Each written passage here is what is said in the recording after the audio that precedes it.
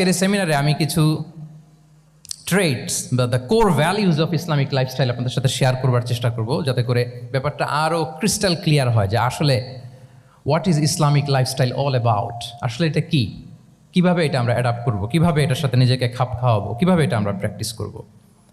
তাহলে প্রাথমিক কথা অলরেডি ডান, যে কাটছাট আমরা করব না, পিক অ্যান্ড চুজ করবো না, টোটাল প্রোগ্রামটাই আমরা নেওয়ার চেষ্টা করব। তো এখন আমরা কিছু কোর ভ্যালিউজের কথা বলবো, যেগুলো দিয়ে ইসলামিক লাইফস্টাইলের মূল ধরনটা আমাদের কাছে ক্লিয়ার হবে।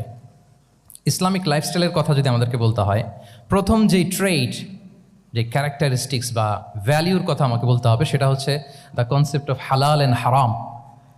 If there is no halal and haram, there is no Islamic lifestyle, for sure I am telling you.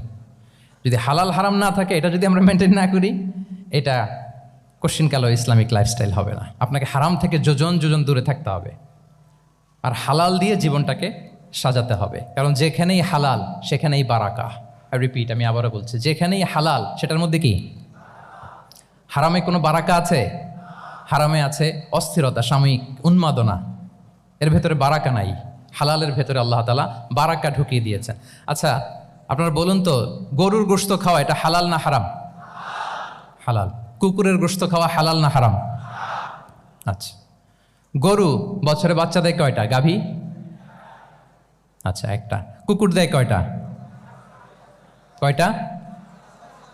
7টা, 8টা, 10টা? ফ্যামিলি প্ল্যানিং নাই তো? দেদারসে দিচ্ছে।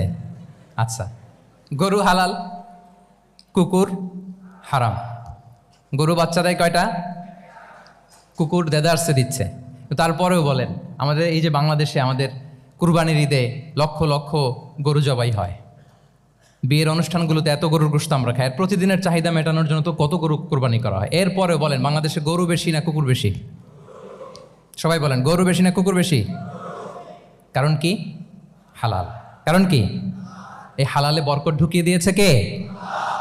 তাহলে if there is no concept of